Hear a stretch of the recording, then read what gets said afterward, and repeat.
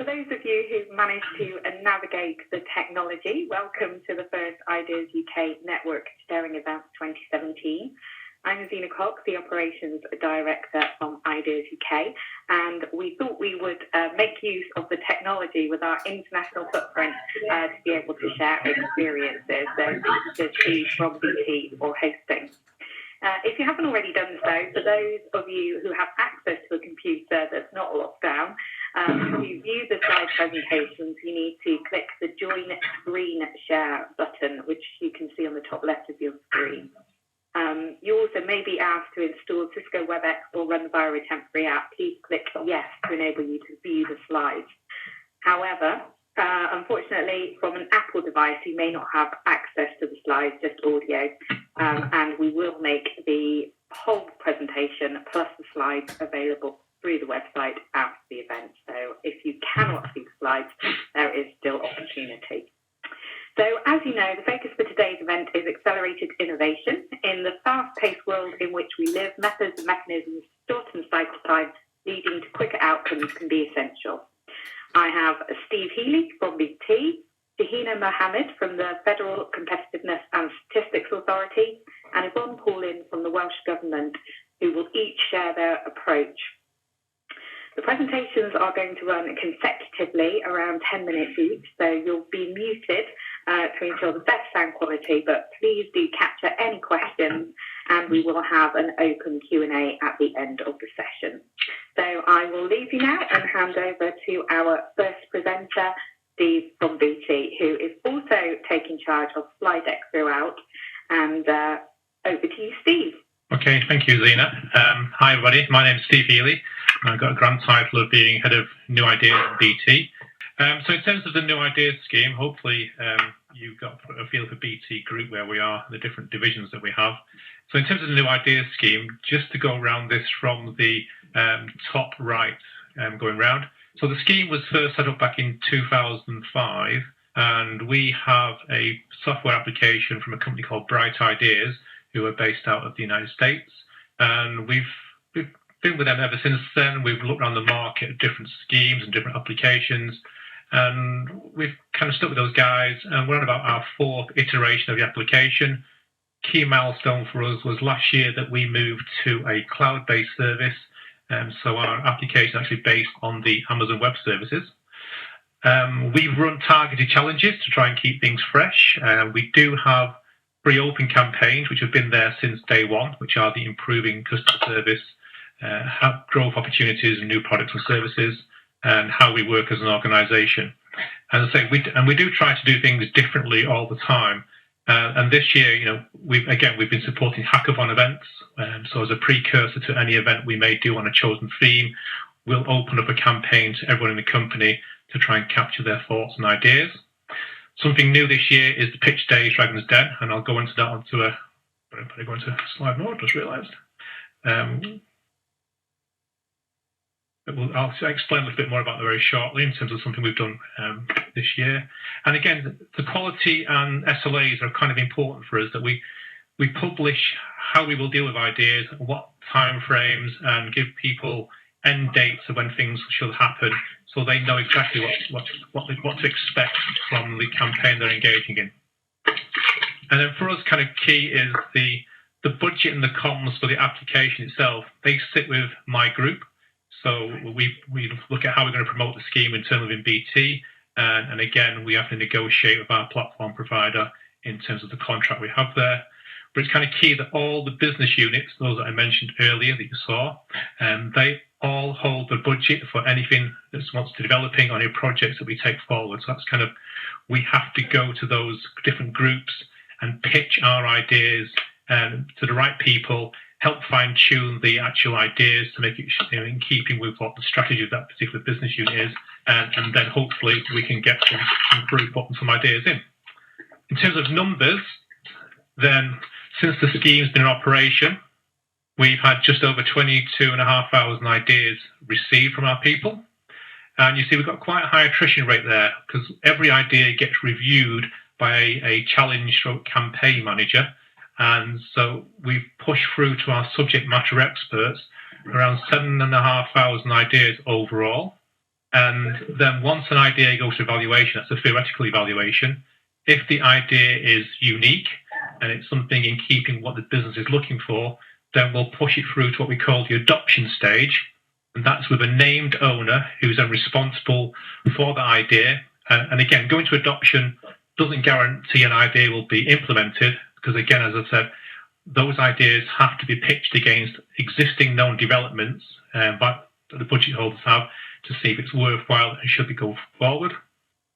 But as you can see, once we do get to adopted, we have like a 2-to-1 ratio. So for every 2 we get in adoption, one of them finally gets launched, and you can see our figures there. It's 530 ideas we've actually launched since we've been in operation. To give you a feel for how many ideas we have live at any one time, we've got around 400 to 500 ideas at the various stages right now in the scheme, which we're all working on, either to get the idea into the correct shape for the business unit, or pushing our service subject matter experts, stroke evaluators, to complete their evaluation, or with the named owners to try and get them to either progress the idea or to close it down fast, is the key for us there. Just to give you an idea in terms of the how that's successful that's been. So you can see there, we've got 11,000 idea submitters. You may recall seeing on the previous slide, 22,500 ideas. So we have what we call our serial submitters. These are people in BT who are constantly engaging with the platform, who are constantly pushing ideas in to try and change the company for the better. And that kind of community we do tap into a lot of the times. We'll invite people from our serial submitter community to look at business problems and to invite them to hackathon and sharing days, etc. Overall, 20,000 of our people have engaged because we have voting. People can vote ideas up, vote them down. And then we have collaborators in terms of helping to shape ideas, posting comments, giving feedback. Those things are all captured on the actual ideas scheme we have. In terms of the evaluator community, as it says there, we've got 1,400 people we've engaged with over the time. And again, we don't engage with all of them all of the time. Depends on the themes and the challenges that we're running at any given time as to who we're engaging with. We do have reputation badges, so we kind of have bronze, silver and gold type accreditation for idea submitters, collaborators, people whose ideas are launched, our evaluators, etc. And we have in BT, I can call electronic cards that we can, which are tapped into the company's values of personal, simple and brilliant, that we can send people encouragement, which their line manager gets as well, just to say thank you for suggesting things, or when ideas get to certain milestones, again, we can acknowledge that with people. For us, in terms of dwell times, as I mentioned, that's kind of key for us. It's vital that we keep things moving. So at evaluation, we measure every idea. So on average, last year, we've got ideas that go through from the initial submission through to either being closed at evaluation or progressing forward to adoption. That's around 45 calendar days. And then obviously adoption, it's a little bit longer, mainly because we are pitching against known developments. And again, it could be, usually it's budget cycles and resource cycles that we have to wait sometimes for ideas and for people to come available that we can actually progress things. An example of what we've done this year a little bit differently is Dragon's Den. Shark Tank is another term it's known as. And this is kind of based on the TV series.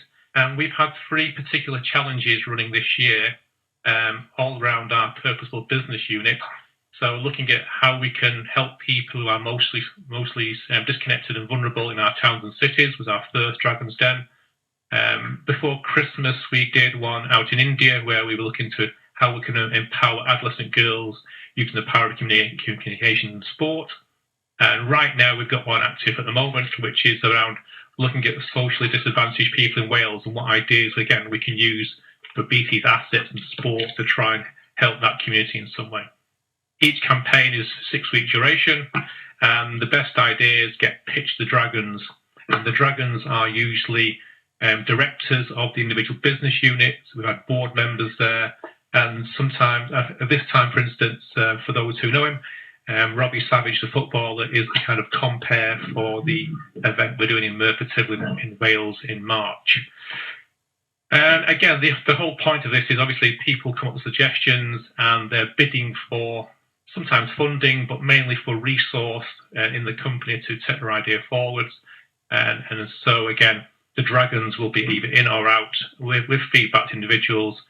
And again, these are great for us because we record these and we push them out on the internal communications newswires so people can see what's happened. They can see that people who pitched ideas previously, these things are going forward and are being rolled out and are being worked on. So it's a great for us to our engagement stats. Obviously, key for us, as I mentioned at the very beginning, is stats, and so we can manage what's happening. So what we do generally is we look at, again, you may recall the first slide, we had the always on campaigns, so we call them the main scheme against our business challenges. So we look on a quarter by quarter basis, what's the level of ideas coming through in either the main scheme campaigns we're running or the focus challenges we do like Dragon's Den. And so you can see this year compared to last year, you may recall on the first slide, I did say last year we migrated to the cloud. So in Q2 and Q3, we kind of didn't want as many ideas, so we didn't do much comms.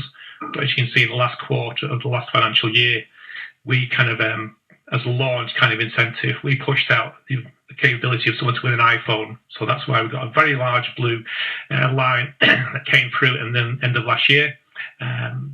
And again, for us, that was a kind of good exercise because we pushed it out there as a kind of one-off prize. So we got lots of ideas, but quality didn't improve much. So again, lots of learning for us in different kind of comms that we push out there. As you can see this year, steadily getting an increase quarter on quarter. And again, we've pushed the focus campaigns more than anything this year. Dwell times I kind of also mentioned in terms of this is how we measure things. So for us, big green bubbles towards the bottom is very good. That means all ideas have gone through the evaluation stage and either progressed to the adoption stage or they've been closed. Red buttons, bubbles that you can see there, they're the ideas which are still open, so we can focus our attention on those ones. And you can see we've got one there from February 16 still, and we know exactly why that's there, and we know the reason for that. So again, it's not an issue for us. We just know some ideas have a longer burn than others. We also measure our financial impact, and this is kind of key for us because we have financial targets to achieve. I'll just focus very quickly on the cost savings one, which is the forefront on the bottom left. So you can see I have a target of £30 million to achieve. I've currently, the bottom green one, 6.92 million is what we've actually scorecarded. And we've got 8.27, which is possible. These are things which we've launched and we're just working with our finance teams to actually sign off the impact. But again, we're also looking at what's our adopted ideas. And we have weighting factors against each one of those to know how likely it is to launch and when it's going to launch. So again, a 75% to 100% means it's going to happen in this quarter. 50% will be in Q1 of the next financial year, and 25% means it's probably more likely to be Q2, Q3 onwards the next financial year. So again, very important that we're engaged all the way, that we can know when ideas are going to launch and what impact they're going to have on the company. Again, another thing for us, engagement, launches and awards. So again, we look at each of our business units. How are they performing against last year? Is there any action we need to take to kind of improve things? So on those ones there, you'll see this year we're down in 2 different areas. Openreach is our engineers. The team involved there, they're quite happy for that to be like that because the quality is increased. So we're getting better ideas through.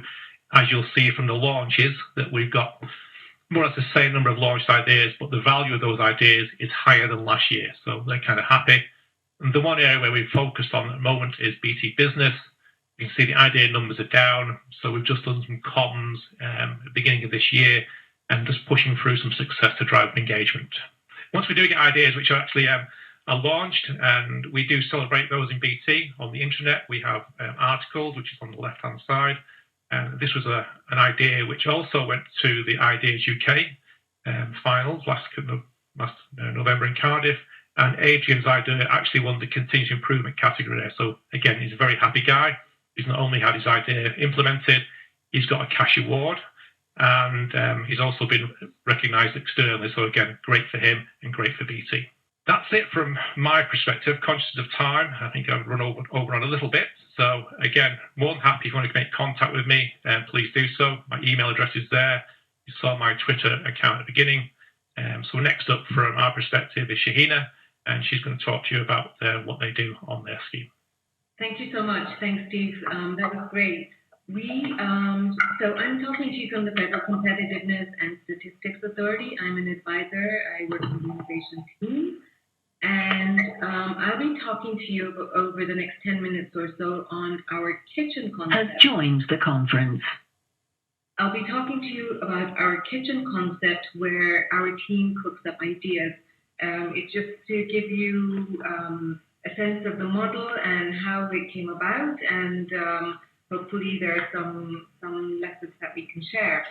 So let's see the next slide, please. So just for the agenda, we look at the history and context of the organization.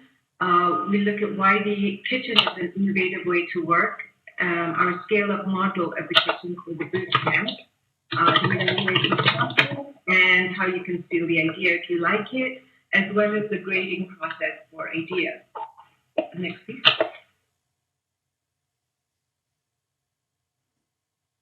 So today we're the Federal Competitiveness and Statistics Authority. We're a government think tank, and we were actually born in the Prime Minister's office in 2009 as the Emirates Competitiveness Council, as a think tank and advisory body to several government entities, to ministries, to the country's leadership on various topics on competitiveness, looking at how the UAE can be a competitive country in a range of areas, from health to education to clean energy to the business environment. So really the whole gamut. And we would often get projects on an ad hoc basis from ministers, the leadership saying, could you look at this or that, or give us policy recommendations, and we would do this. So we were constantly encouraged to think about these creatively and innovatively and benchmark and come up with good policy recommendations. Next, please.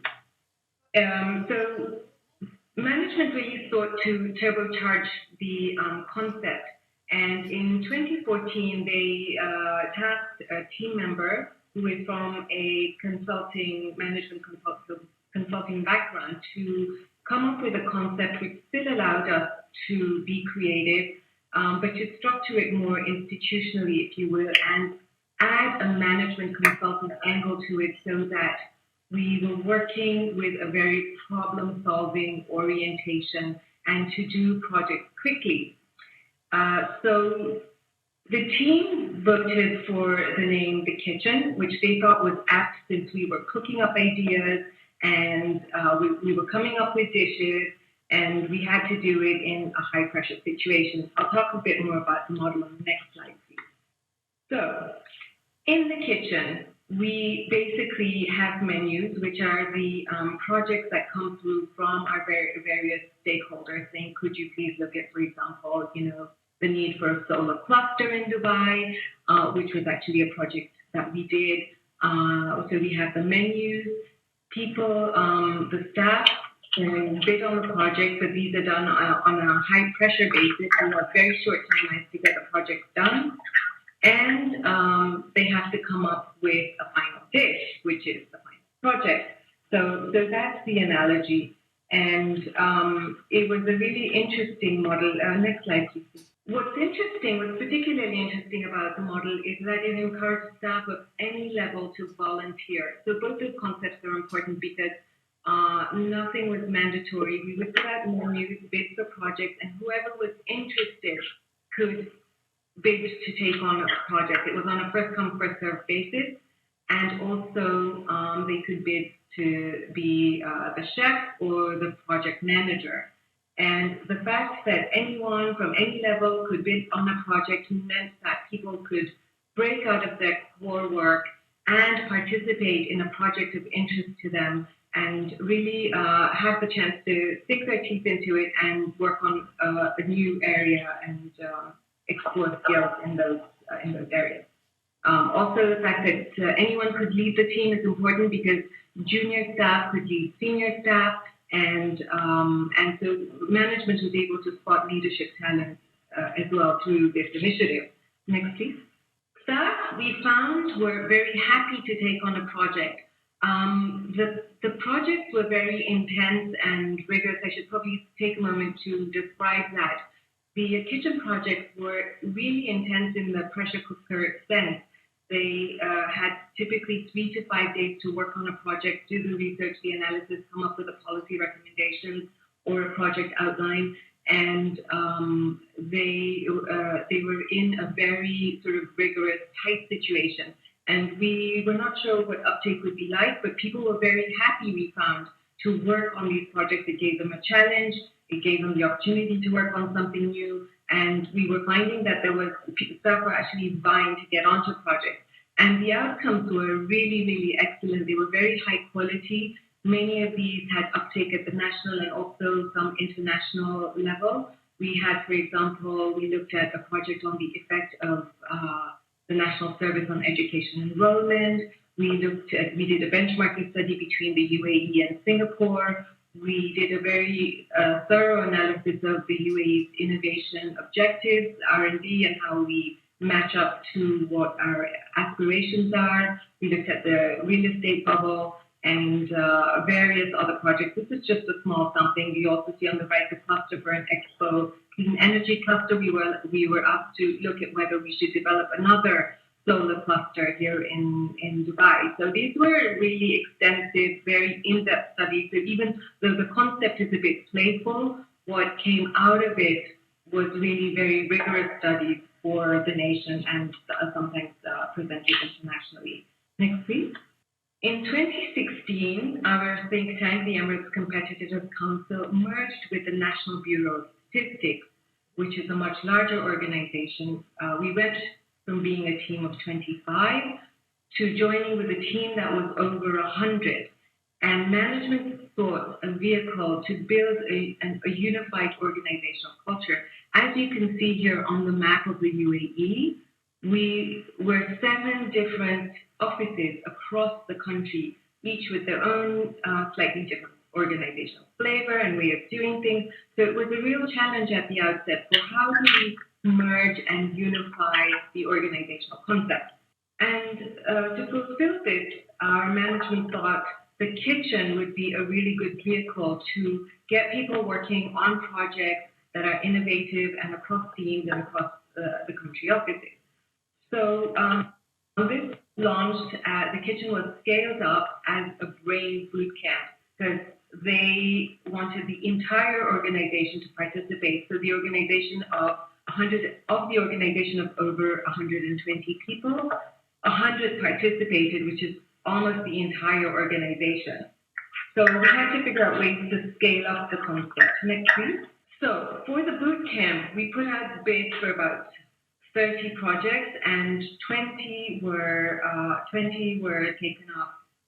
We had projects on, for example, the UAE's mission to Mars. We looked at, for example, the status of health in the UAE, which has currently, like the rest of the world in many ways, high rates of diabetes.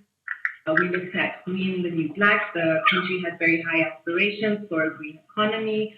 To manage this, of course, it was quite a much bigger project from the kitchen because we were now dealing with over 100 staff and more than 20 projects. So the IT team created a platform, and staff were encouraged to bid on the platform. They did this anonymously, and this is important. If you move to the next slide, please. So the platform allowed staff to bid anonymously, and what happened, the result of that was that they worked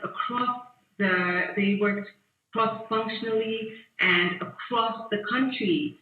So you had people, for example, a team from Dubai working with team members from Abu Dhabi and Ras Al Khaimah. And so people really came together, and it was an incredible force with building camaraderie, unifying the culture, and really creating an ethic of very hard work during Ramadan, which typically tends to be a quiet month because it's a fasting month. So it's really the goals that we had for building a unified culture using the kitchen. And again, we had very, very good results from the project. Next one, please. So again, this is just a sample of the policy studies that came out of this. We looked at, real-time statistical methods. We looked at we built our green economies, we Green is the New Black, a project on SDGs, a project on UAE's mission to Mars. This is just for a sample. So again, these were relevant for several government entities, and the winning projects were, as I will show you later, were forwarded to the relevant entities. Next, please. I think a key success factor of the project was that evaluation was so democratic. Each person who, at the end of the project, each team member, each project manager, and each project was evaluated. This diagram, the schematic, just tries to demonstrate that everyone was evaluated and everybody evaluated each other. So it was really a democratic evaluation process. Next, please. Each team, at the end of their project, they presented to a steering committee made up of an advisory advisors and our Director General, who appeared his schedule for a week to hear the project. And each team was, in addition to being graded, they were given constructive feedback. Just for example, we gave feedback on various components, which included the quality of the research, the understanding of the assignment, the quality of the project, the presentation, the wow factor, and basically the knowledge management of the project. I'm sorry, it's a bit blurry there, but there is another slide with it a bit clearer. Next, please.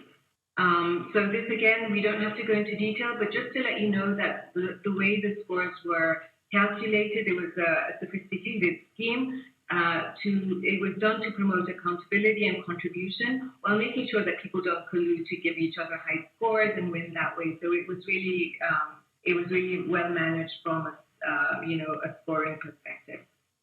Next, please. To conclude the initiative, projects similar to BT, this is obviously something people look for. The project, project managers and team members with the highest points were recognized. There was an email that went from our Director General to the entire organization, to Our Excellency, our Chairwoman, Her Excellency Rima Hashmi, to announce the winners, and also the winning project was sent to the relevant ministries, as well the winners of the boot camp and the project managers are going to be having time with our minister to just talk about the project. So this to them was really a very important form of recognition. Next, please.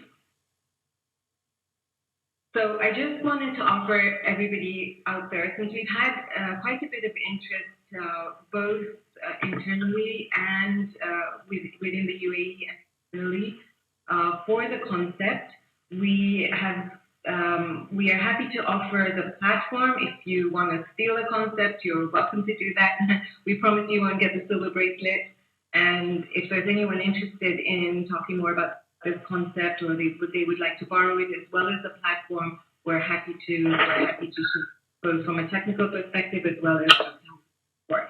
So that, in a nutshell, is my presentation. The slides coming up are basically the appendix, which has details of the scoring. Steve, if you could just flip to that really quickly, if anyone wants to see that and maybe take a bit more time. This is how the steering committee grades. The next one is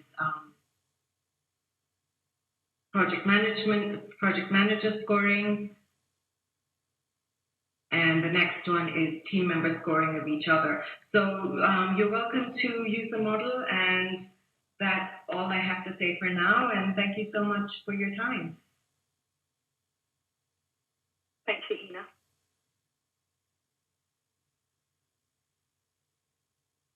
Okay, hi everyone, I'm Yvonne Pauling from the Welsh Government. And I'm going to talk to you about a particular part of the offer we've got for our organisation for engaging people in innovation activity. But before I get started, I thought it might be useful to give you just a little bit of context and background to what we do. So I work for the Welsh Government, which is a devolved administration, and we support our First Minister and Cabinet Secretary in their roles. We've got about 5,500 staff based across Wales, with 4 main offices, but a number of smaller ones. We cover devolved functions ranging from agriculture to education, environment, local government, tourism, economic development, and many other areas. But the team I work within is actually traditionally an internal communications team. And over the last, I'd say, 5 years, we've kind of grown to do more engagement and business change and innovation. So we've shifted quite a bit in quite a short amount of time. We've got a number of things that we offer to the organisation to involve people in innovation activities. So we offer something similar to what Steve has offered, an ongoing online channel where people can submit ideas, they can comment on other people's ideas, and we run an investment fund alongside that. So if they should need money to make something happen or to explore a pilot something, we have that available. But more often than not, what they're actually looking for is permission to do something differently, or maybe some resources to help them get something started. So we actually don't spend that much money on ideas. It's more helping people get things off the ground.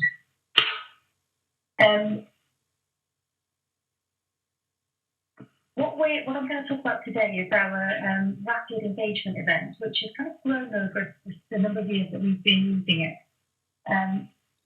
So my role so far in the last few years is I started off with a single targeted innovation fund, which is to look at how we can improve our customer service. Before that, there was no online ideas platform, there was no real staff suggestion scheme or anything like that. And we've moved along now where we offer the ongoing channels and targeted activity and our engagement activities. So quite a big change for us. I've got a visual which I'm going to talk you through for the rapid engagement. It probably doesn't cover everything, and I might not be able to talk through everything, but I'd be more than happy to talk to anyone afterwards if they'd like more information. I'm also going to randomly say next quite loudly for Steve to move to the next slide, so forgive me for that. So next, Steve. So the starting point for our rapid engagement activity varies. It usually comes from a significant challenge or a problem that the organisation has that we're asked to look at or see how we can involve people in resolving it. Or it may be an ongoing challenge with performance or process that keeps reoccurring through our online channel, and we decide to take it on and do something with it. One of the key features of our approach is that we select a senior champion who will support and drive forward this piece of work right from the outset. So they kind of give us the authority to take on the problem and do something with it. It's really important that we have that so that everyone else understands that this is a problem, this is a corporate priority, and they kind of get a bit more involved with us. So the ones we've done so far have usually been our permanent secretary, so that's kind of our chief executive level of the organisation who's been our champion, so it's been right at the top level. For some of the smaller activities, we've had maybe the top care, like head of HR, who would act as a champion. So the very first thing is the champion, and then the next thing that we do is try to unpick what is the problem that we're actually trying to solve, and try and build a case for change. Next, please. Thank you. So then we start gathering everything we can on the issue, and this could be data around the problem, performance data, information about why the problem actually occurred. So more often than not, people say, oh, it's a process problem or it's a technology problem. But actually, when we start unpicking that and looking at the information we've got, it often becomes about individual or team behaviours that kind of drive a certain way of working. So we gather all that information together, we look at what other government departments are doing or wider private sector practice in that area, the implications of the problem we've got, so what other things are impacted by it. And then this is something that's quite different from how we've worked historically. Is we then ask the whole organisation what they think about that particular problem. And we do that through our online ideas platform, which we call the Exchange. And that's where we ask people about what are their experiences, why do they think there's a problem.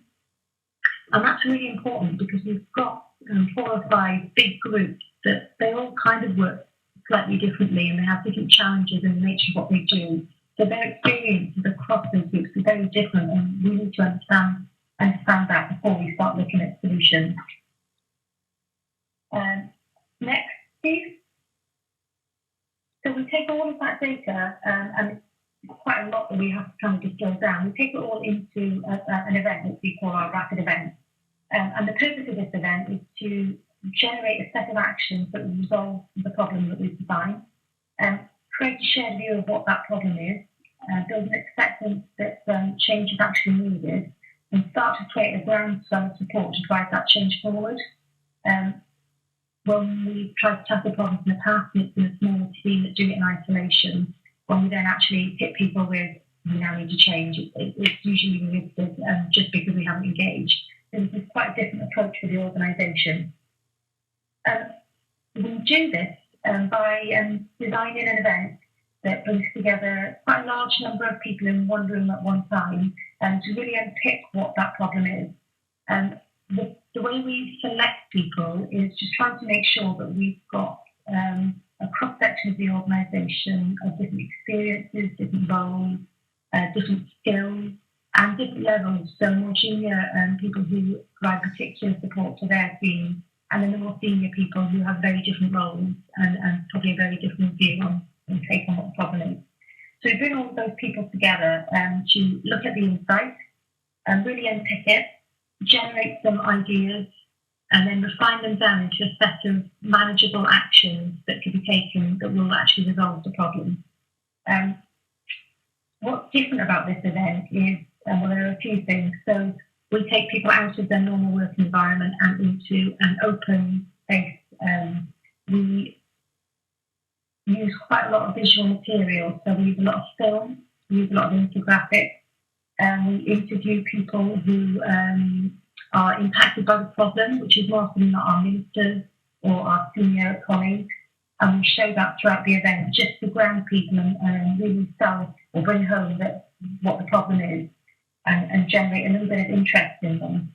And then we also use a graphical facilitation or graphical recording live at the event. So as people are talking and looking through their ideas, they can see actually a story developing their journey on the boards around them, which really changes the way they participate because they know they're being listened to right there in the event. And the other thing we do differently is the space itself. So we make it a very informal, very relaxed space, very open, and in contrast to the way people work in the office, they have permission to use the time as they need to use the time. They have permission to be creative, challenge in a constructive way, which is just shifting them out of the kind of day-to-day working. Next, Steve. During the event, one of the features that we use is we have a small team in the background who are listening and working with the groups to capture what the actions or what the recommendations they think should be given to the senior champion, if you like. And we're kind of building a plan as the days go on. So as they're all talking, we're developing that there and then. They're reviewing it and changing it so that when we get to the end of the event, we've actually got something quite tangible to present back to what we term a decision-making panel, who on the day then will say yes or no to the ideas. So we bring in the senior champion and other people who have an interest in the change to say there and then.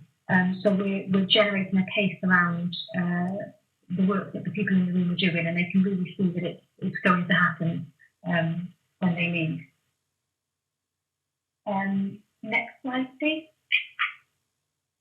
So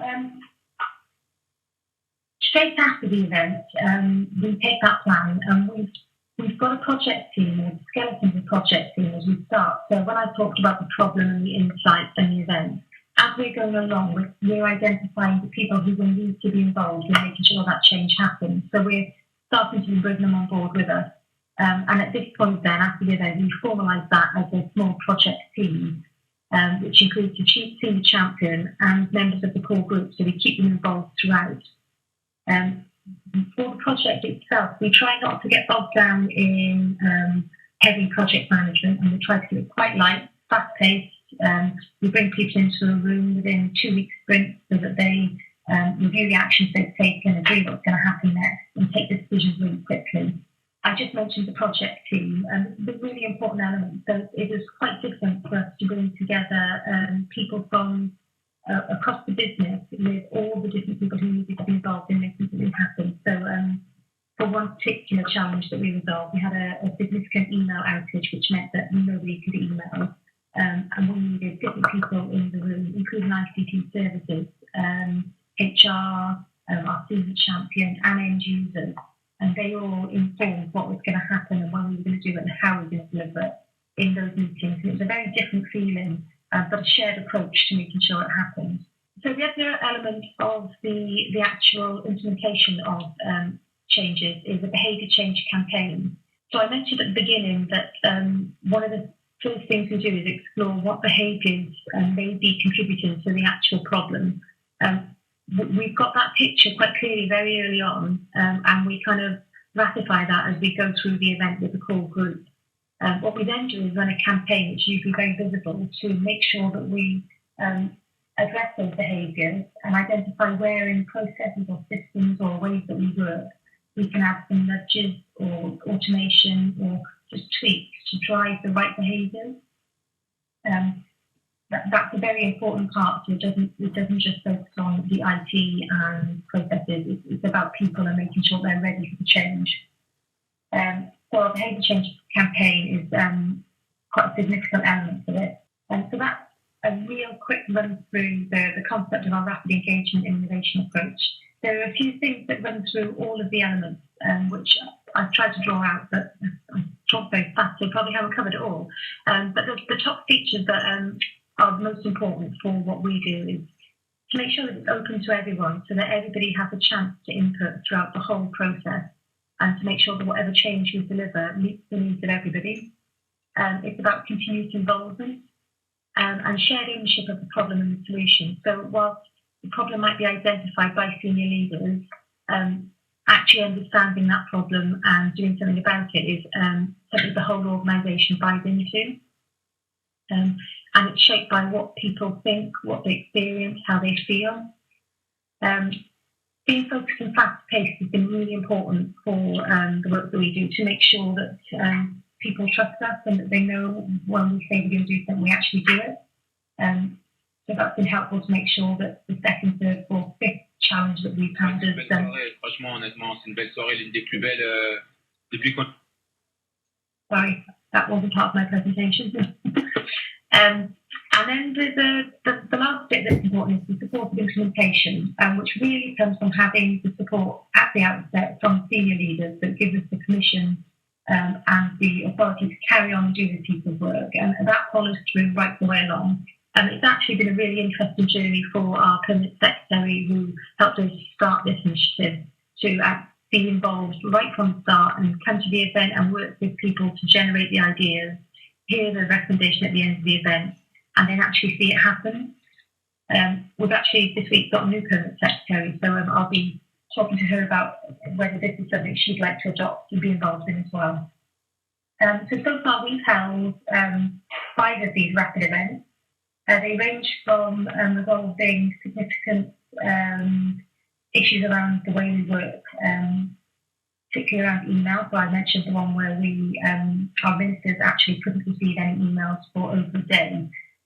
Technology was to blame initially, but when we started to unpick the challenge, actually it was really about the way people stored information and managed their emails.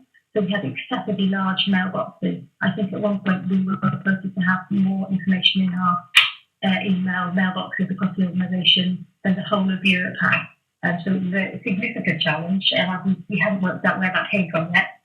And then right through to longer-term improvement activity around improving the quality of our writing, improving the way we present information to ministers to help them take their decisions. And then right down to HR processes, streamlining our recruitment process, and then being a bit more creative about how we drive forward more flexible working across the organisation.